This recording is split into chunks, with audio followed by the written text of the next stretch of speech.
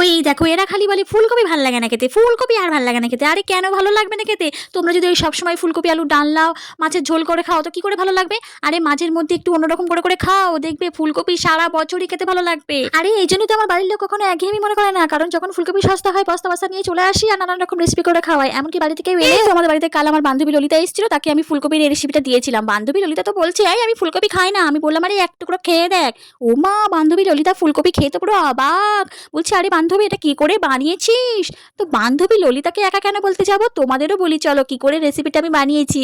আর তোমরাও কিন্তু একবার এভাবে বানিয়ে খেও, দেখবে আঙুল চেটে পুটে খাবে। প্রথমে ফুলকপিটাকে লাল করে ভেজে তুলে নেবে, তারপরে ওর মধ্যে একটু তেল দিয়ে ওর মধ্যে একে একে একটু পেঁয়াজ কুচি, আদা রসুন, একটু কাঁচা লঙ্কা, ধনেপাতা, তিল সমস্ত কিছু দিয়ে একটু হালকা করে নেড়ে নিয়ে মিক্সিতে বেটে নেবে। ব্যাস, মশলা একদম রেডি। আবারও অল্প একটু তেল দিয়ে গরম মশলা তেজপাতা ফোড়ন দিয়ে তারপরে বেটে রাখা মশলাকে দিয়ে খুব ভালো করে কষিয়ে নিতে হবে যতক্ষণ না তেল ছেড়ে আসছে। তেল ছেড়ে এলে এবারে গরম জল দিতে হবে, তারপরে ফুলকপিগুলোকে দিতে হবে। এবারে একটু স্বাদ মতো নুন, স্বাদ মতো চিনি দিয়ে ঢাকা দিয়ে বেশ কিছুক্ষণের জন্য হতে দিতে হবে। ফুলকপি সেদ্ধ হয়ে গেলে ওপর থেকে একটুখানি গরম মশলা ছড়িয়ে দিয়ে ব্যাস, গরম গরম ভাতের সাথে একদম অসাধারণ লাগবে খেতে।